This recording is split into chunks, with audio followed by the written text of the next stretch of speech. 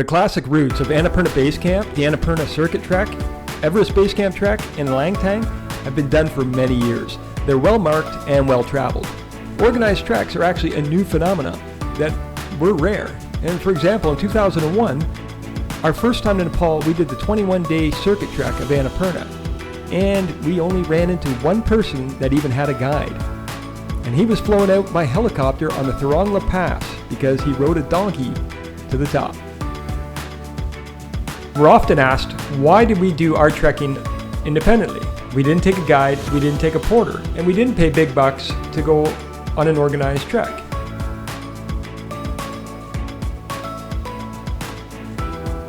We're going to share with you the 5 deciding factors which made us decide to trek alone. Our own pace. Jenny and I like to travel on no schedule, so if we like something, we'll stay longer. If we don't like something, or if it's too busy, we'll move on. We eat when we're hungry and we rest when we're tired. Privacy. Having a guide or a porter always means you have someone around.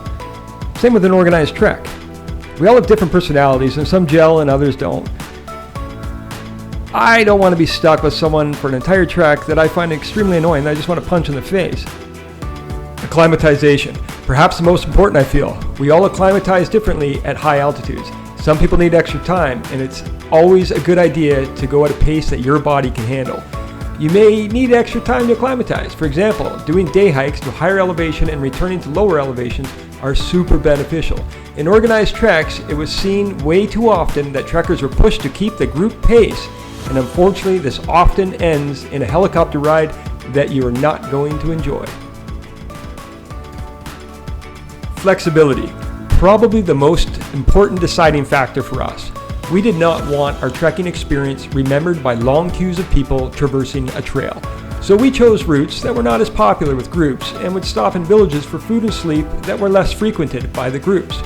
We could start and end our day whenever we wanted.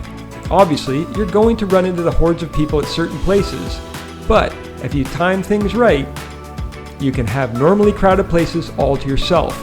We were able to accomplish this at both Everest Base Camp and Annapurna Base Camp. Price. On average, Jenny and I spent $50 US per day on both the Annapurna Base Camp Trek and the Everest Base Camp Trek. Everest being more commercial, a little more expensive. To take a 15-day tour to Everest Base Camp with a popular organization like G Adventures, you're looking at $2,000 per person. For a couple, that's 5.5 times the price of doing it on your own. Now you grab your calculator, do your own math. The owners of the tea houses are a wealth of information and are willing to share stories and tips to independent travelers. We were never shunned for doing it ourselves, always welcomed with big smiles. So if you are comfortable in the outdoors, you don't always need a smartphone, and you know how to read a map, you're probably going to be just fine if that's the route you'd like to take. So those are the key points why we decided to do our treks independently. What type of trek did you do?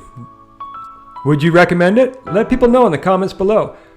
If you're interested in the Everest Base Camp Trek or the Annapurna Base Camp Trek, check out our video. Well, hopefully you found the video informative. Show us some love, give us a like and subscribe. Maybe we'll see you in the next one. Thanks for watching. Ciao.